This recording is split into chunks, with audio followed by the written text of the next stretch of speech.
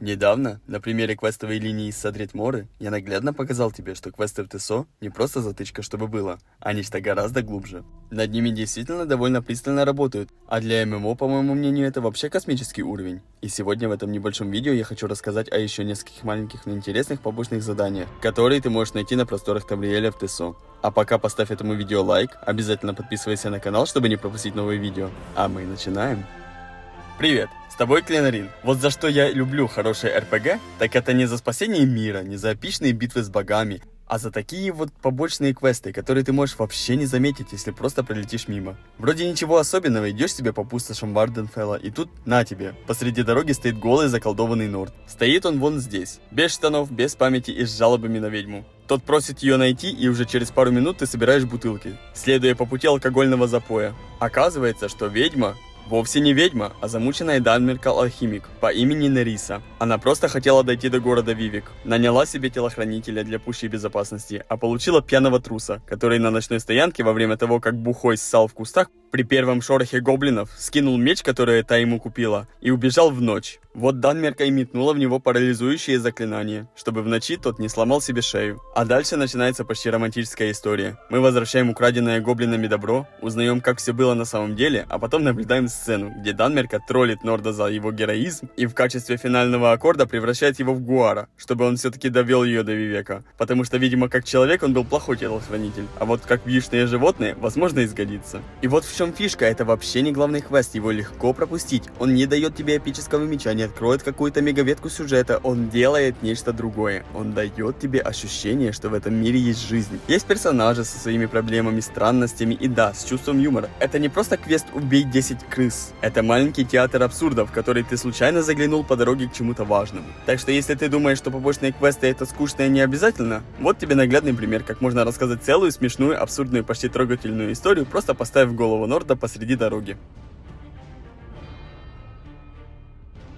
Второй же квест, о котором я бы хотел тебе рассказать, это уже история посерьезнее. Прибыв в Гнисис, направляемся в казармы яичной шахты и спускаемся вниз, где видим местных охотников на привидений, у которых возникли разногласия с их нанимателем.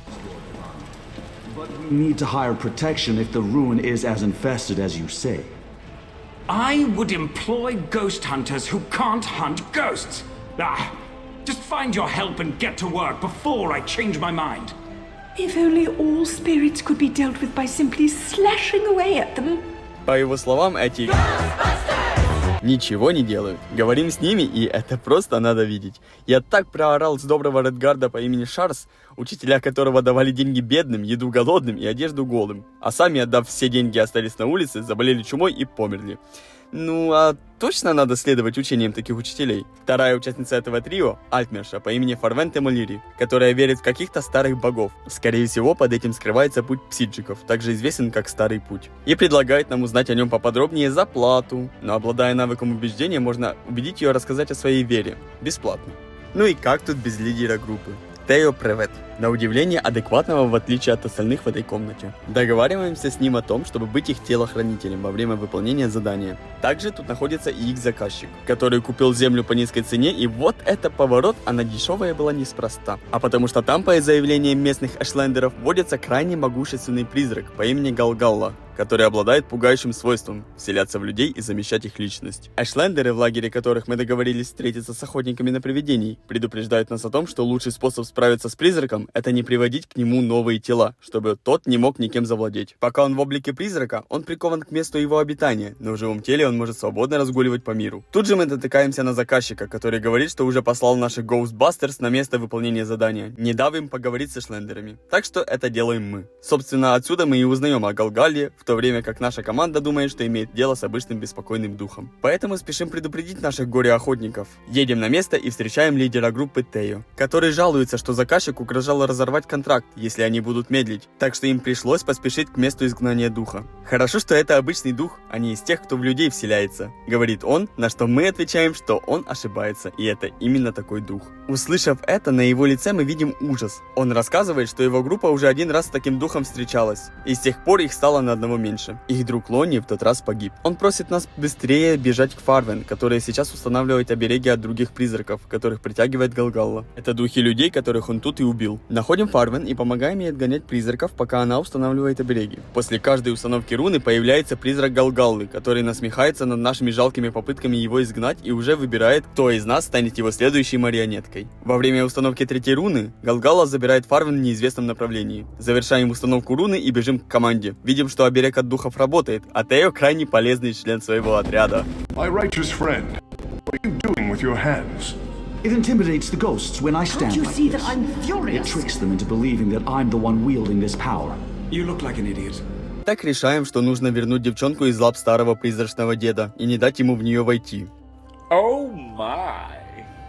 В принципе, мотивы у нас благородны. Чтобы узнать, где дед держит девчонку, надо найти призрака посильнее и затащить его в круг. После чего ему можно будет задать несколько вопросов. Во-первых, где эта Вальхалла прячется? На что нам дух отвечает, что он совсем и не прячется. Просто вот это место, это только темница для душ, которые тот пленил. Сам же он находится в своей крепости, о местонахождении которой дух нам и рассказывает. Вторым вопросом мы спрашиваем, жива ли до сих пор Фарвен. На что тот говорит, что да, она еще цепляется за свою жизнь, но все равно скоро умрет. И третий вопрос важен. У нас есть выбор из двух вопросов. Либо мы спросим, как спасти эльфийку, либо же вопрос будет о том, как уничтожить Галгаллу. Так как нам платят за охрану группы, а не за изгнание призраков, поэтому вопрос соответствующий. Призрак предупреждает, что это будет опасно, так как нужно будет победить текущую оболочку Галгаллы, после чего тот попытается найти пристанище в ослабленном теле Фарвен. Его сила будет питать магичку, дав ей еще несколько лет жизни. Ну что ж, идем в указанное место искать эту Галю-Галю. Находим без особого труда и вступаем в сражение с его смертной оболочкой, после убийства которой вырывается истинная сущность этого призрака, которая внушает гораздо больше. Сражение не то чтобы сложное, но достаточно зрелищное. Как только мы его победим, то увидим, как дух входит в Фарвен, и та с криками начинает убегать. Догоняем ее, и она очень в плохом состоянии. Сначала она даже не понимает, жива ли она еще или уже умерла. Мы ей поясняем ситуацию, что, мол, в нее вошел дед, и с этим надо что-то делать. God! It hurts! I can feel him clawing at the back of my eyes! I don't know that I can do this! I don't know! Finish me! End my life before this spirit can take control! I don't want to be his puppet! Она просит ее убить до тех пор, пока дух не завладеет ее телом. Тут очередная развилка в квесте. Убить девушку или убедить ее бороться, обратиться к старым богам, которым та поклоняется. Мы же решаем, что раз нам платят за обеспечение безопасности этой группы, то убивать ее члена будет как минимум непрофессионально. Так что помогаем ей взять себя в руки и бороться с дедом внутри, так называемым Dead Inside. Она говорит, что ей вроде полегчало и направится в таверну, там где мы встретили впервые ее команду, в Гнисисе. Мы же идем туда, по пути размышляя о том, что как-то странно, что Фарвен так быстро и сравнительно легко сумела подавить духа. Придя в таверну, мы застаем всю команду, отмечающую удачное дело. Поговорив с Тео, получаем нашу награду, а он отмечает, что Фарвен рассказала, как мы круто изгнали призрака и что о нем можно больше не беспокоиться. На этом квест завершен, и все его в принципе тут и заканчивают. Но мы говорим еще раз с Тео и говорим ему, что призрак на самом деле не изгнан, а находится в эльфийке, но та вроде сдерживает его. Тео немного обеспокоен, но уверен в силах магички. Тут же, если пойти за Фарвен в подвал, когда она идет за выпивкой, можно наблюдать, что Dead Inside уже управляет Фарвен. А та, скорее всего, умерла еще в тот момент, когда на самом деле просила нас ее убить. Вот такая история с кажущимся хэппи-эндом. Но на деле, если потратить чуть больше времени и быть вовлеченным в происходящее, то можно понять, что никакого хэппи-энда тут и близко нет. Причем после выполнения задания тебя никто не просит с кем-то разговаривать, куда-то за кем-то ходить. Обычный игрок, который скипает диалоги и бегает от точки к точке, даже не поймет, что тут произошло, и для него квест закончится в тот момент, когда он получит награду за него. Если же в момент совершения выбора убить Фарвен, то в таверне команда будет скорбить по ней. Но Тео согласится, что это было необходимо. И также даст нам награду. Знаешь, вот такие квесты мне прям нравятся. Вот тебе и неоднозначный выбор, где ни тот, ни другой вариант хорошим не назвать. И маленькие тайны для глазастых, и интересная сама по себе история. О такой, знаешь, банде охотников на привидений, с которыми нас сводит судьба. Но мы будто бы засиделись на Варденфелле, не находишь? Предлагаю отправиться в новые земли, отправиться в Валенвуд.